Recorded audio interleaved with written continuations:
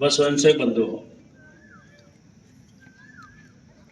अपने इस राष्ट्रीय स्वयंसेवक संघ के काम को आने वाली विजयादशमी पर 100 वर्ष हो रहे हैं। संघ का जो कार्य है वो देखने से समझ में आता है और इसलिए इस देश के अंदर संघ के काम के साथ ही संघ के काम और विचार को लेकर के अनेक प्रकार की ऐसी धारणाएं लोगों के बीच में बन गई, लेकिन संघ के स्वयंसेवक शाखा कार्य करते हुए भी समाज जीवन के जितने भी विशिष्ट जन हैं, प्रबुद्ध जन हैं, सज्जन शक्ति है, चाहे वो पुरुष है या मातृशक्ति है या हमारी पूज्य संतों की ताकत है, समय समय पर व्यक्तिगत हमारा मिलना होता रहता है। लेकिन सर्वदूर एक बात ध्यान में आती है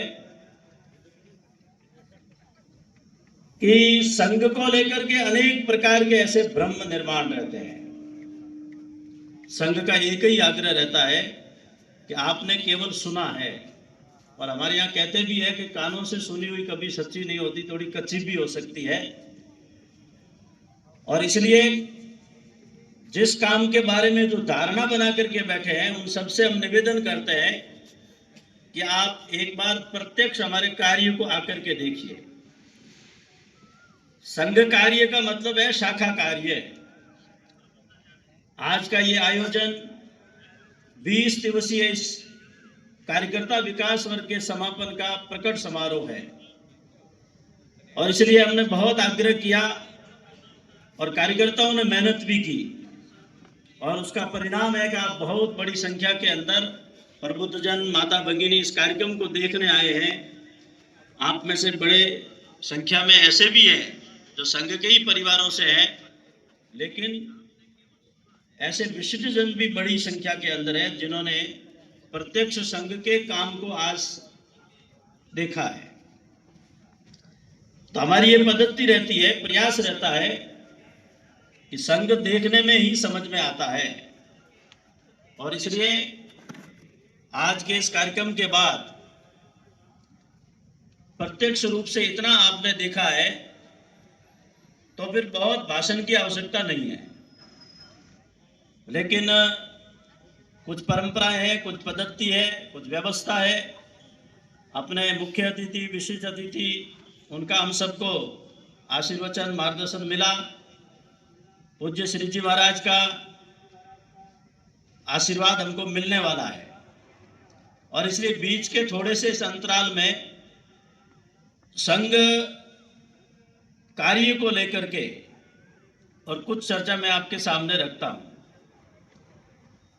अपना ये राष्ट्रीय स्वयंसेवक संघ का काम जब प्रारंभ हुआ तो प्रारंभ से ही संघ के कार्य के जन्मदाता से लेकर आज तक हमारी जो दिशा, दृष्टि और विचार है वो स्पष्ट है और हमने स्पष्ट कहा है कि हमारा ये जो कार्य है हिंदू संगठन का कार्य है, अर्थात ये संपूर्ण हिंदू समाज का कार्य है। हिंदू समाज में हमारा कोई ग्रुप नहीं है, हिंदू समाज में अलग से हमारा कोई इस प्रकार का संगठन नहीं है और इसलिए जो हमको अपना मानते हैं उनका भी है और जो अनजाने में नहीं मानते उनका भी ये कार्य है।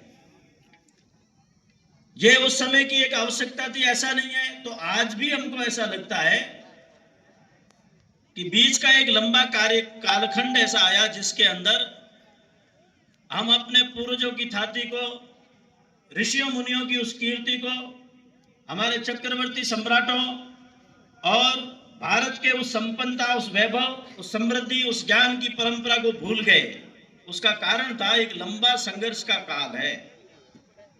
मैं आपसे आग्रह करूंगा कि उस संघर्ष के काल को, भारत का सतत संघर्ष का इतिहास, गौरवशाली इतिहास रहा है, उसको उसी रूप में पढ़े। लेकिन उस लगातार संघर्ष और आक्रमणों के कारण से हमारी सब प्रकार की व्यवस्थाएं जब छिन्न भिन्न हो गई तो उसके साथ समाज के अनेक जो ऐसे स्थान थे जहां से शिक्षा, जहां से संस्कार मिलते थे, हम सबको जान के बड़ा आश्चर्य होगा कि बीच में 300-400 वर्षों तक कुंभ जैसे मेले के आयोजन बंद रहे,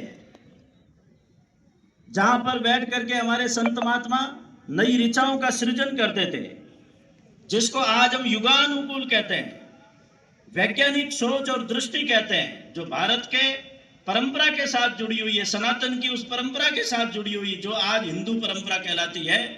बीच के कालखंड में उसका नुकसान होने के कारण से और ऐसी परिस्थितियां निर्माण हुई, उसके कारण से समाज में रूढ़ियां आई, कुरीतियां आई। केवल इतनी नहीं आई तो हम लोग स्वार्थी बन गए, अकर्मण्य बन गए,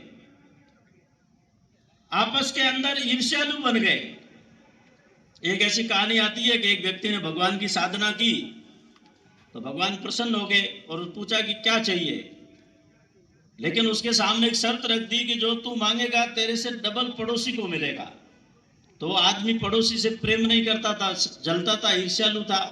तो उसने कहा, हे भगवान ऐसा करो, मेरी एक आंख फोड़ दो, क्योंकि पड़ोसी को डबल मिलेगा तो उसकी दोनों ही फूट जाएगी। तो ऐसा एक प्रकार का ईर्ष्यालु समाज अपना बन गया। तब उस काल के अंदर हम ये सब भूल गए कि हमारी वेदकालीन, उपनिषदकालीन, पुराणकालीन जो परंपराएं थी, कैसे विजिगीषु वृत्ति के हमारे महापुरुष होते थे, किस प्रकार के नचिकेता और ध्रुव जैसे बालकों की हमने कल्पना की है। ये धरती के ऊपर सामान्य लोगों का काम नहीं है, ऐसा हमारा समाज था। और कहते हैं कि जब देवों और असुरों के युद्ध होते थे तो इस धरती से राजे महाराजा देवों के सहयोग के लिए, युद्ध के लिए जाते थे। हमने महाराजा जनक का ये उदाहरण सुना है।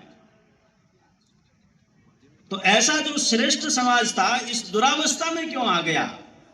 तो जन्मजात देशभक्त क्रांतिकारियों के अग्रिम श्रेणी के नेता डॉक्टर हेडगेवार 15 के अंदर मेडिकल की पढ़ाई पूर्ण करके जब नागपुर आए तो भारतीय राष्ट्रीय कांग्रेस के मध्य भारत के सहमंत्री थे।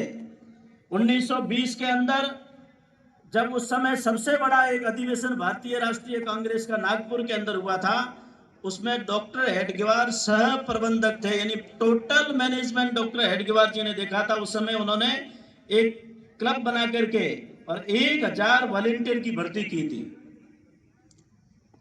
और पूज्य महात्मा गांधी जी ने उस अधिवेशन की अध्यक्षता की थी। तो ऐसे एक देशभक्त स्वाधीनता आंदोलन के भी अग्रणी नेता बन गए। गांधी जी ने जब असहयोग आंदोलन किया तो डॉक्टर हेडगेवार जी ने जगह जगह जाकर के उसके प्रचार प्रसार में भाषण किया।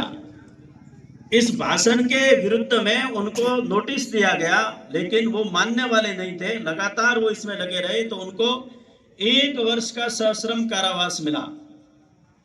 ऐसे डॉक्टर हेडगेवार जी ने जेल के उस जीवन के अंदर ये चिंतन किया कि भारत की दुरावस्था क्यों है। ये बहुत सामान्य घटना मैं आपको इसलिए बताता हूं कि सरलता से समझ में आता है। कहते हैं डॉक्टर हेडगेवार एक दिन नागपुर से बाहर थे, तो उस समय स्वाधीनता आंदोलन की कुछ सभा होनी थी। डॉक्टर हेडगेवार वापस आए और उन्होंने पूछा कार्यकर्ताओं से, भाई आज की सभा कैसी रही? तो कार्यकर्ताओं ने कहा कि नहीं डॉक्टर साहब, सभा तो अच्छी नहीं रही। क्यों, क्या हुआ? जनता नहीं थी क्या? कि नहीं, जनता तो थी। तो नेता नहीं आए? कि नेता भी थे। तो हुआ क्या? कि कुछ नहीं हुआ, सभा के अंदर बैठे बैठे भगदड़ मच गई। किसी एक सिरफरे ने जोर से बोला, सांप आ गया, सांप आ गया। तो ये बात सुनकर के लोग सब तितर बितर हो गए। तो डॉक्टर जी ने कहा कि सांप किसी ने देखा क्या? कि सांप तो किसी ने नहीं देखा। सारे लोग भाग गए। डॉक्टर हेडगेवार ने कहा कि ऐसा अनुशासित और असंगठित समाज क्या अंग्रेजों के विरुद्ध लड़ेगा?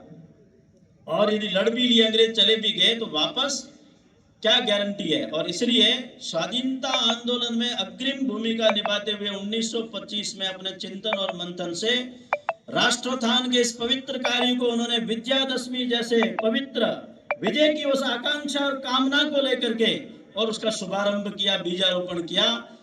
कार्य जब शुरू किया तो कहा कि हम केवल व्यक्ति निर्माण का काम करेंगे, मैन मेकिंग ये हमारा काम है। अपने समाज को सबल बनाने के लिए हमारा काम है। दुर्बल और निर्बल समाज व्यवस्थाएं कितनी भी बड़ी खड़ी कर सकते हैं, लेकिन वो आगे नहीं बढ़ सकता। और इसलिए समाज सबल बने। आप सबने महामना पंडित मदन मोहन मालवीय जी को सुना होगा, जिन्होंने काशी हिंदू विश्वविद्यालय का निर्माण किया था। उनका एक सुभाषित है, ग्रामे ग्रामे सभा कार्य, ग्रामे ग्रामे कथा सभा, पाठशाला मल्लशाला, प्रति पर्व महोत्सव। वो कहते थे ग्राम ग्राम में सभा होनी चाहिए, ग्राम ग्राम में कथा होनी चाहिए। सभा यानी गांव के लोग मिलकर के और अपने गांव में क्या अच्छा होना चाहिए, क्या विकास होना चाहिए, क्या गांव की कुरीति है उसको समाप्त करना चाहिए, इसका चिंतन करें, योजना करें। गांव गांव में कथा होनी चाहिए, प्रवचन, संत महात्माओं की कथा, संस्कार, जिसको हमने बिल्कुल तिलांजलि सी दे दी है। केवल प्रदर्शन के लिए कभी कभी कुछ कार्यक्रम कर लेते हैं, आवश्यकता है कि गांव गांव में भी हो। फिर अगली बात है ग्रामे ग्रामे सभा कार्य, ग्रामे ग्रामे कथा सभा, पाठशाला, यानी हर गांव के अंदर पाठशाला, जिसको पहले गुरुकुल कहते हैं आजकल विद्यालय स्कूल कहते हैं, वो चाहिए। और वहां पर भी जीवन मूल्यों की शिक्षा मिलनी चाहिए, जिसको लेकर अभी एनईपी की बात चल रही देश के अंदर। और अंत में कहा है प्रति पर्व मल्लशाला, पाठशाला और मल्लशाला, यानी शारीरिक सौष्ठव के लिए।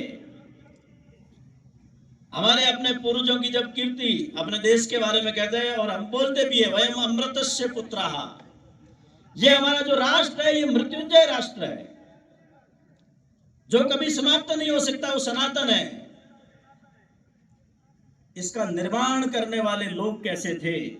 और इसलिए हर गांव के अंदर मल्लशाला होनी चाहिए, यानी व्यायामशाला होनी चाहिए। किशोरावस्था से लेकर के तरुण सब इस साधना के अंदर लगने चाहिए। और इन सबकी पूर्ति करने वाला आज यदि एक काम अपने यहाँ चलता है तो वो राष्ट्रीय स्वयंसेवक संघ की शाखा है।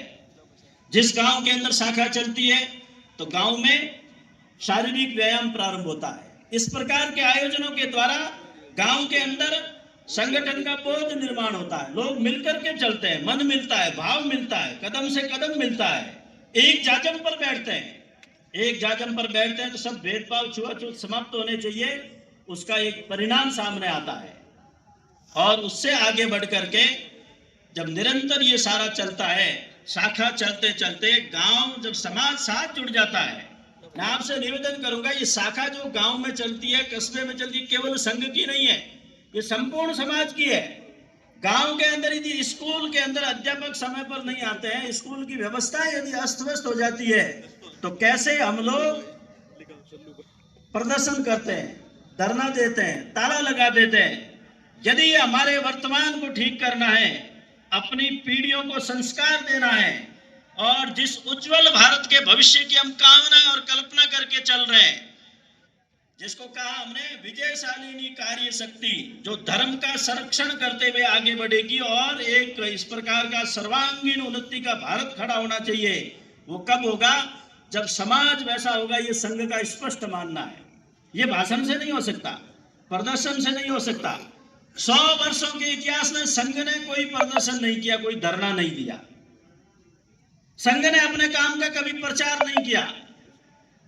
और इसलिए वो शाखा जब गांव में प्रभावी होती है, मोहल्ले में प्रभावी होती है, तो गांव में जो सज्जन शक्ति होती है, क्योंकि संघ में आए बिना भी बहुत बड़ी संख्या के अंदर अच्छे लोग समाज में रहते हैं, मंदिर से जुड़े हैं, मठ से जुड़े हैं, आश्रमों से जुड़े हुए हैं, कोई सेवा के काम करते हैं, कोई चिकित्सा के काम करते हैं।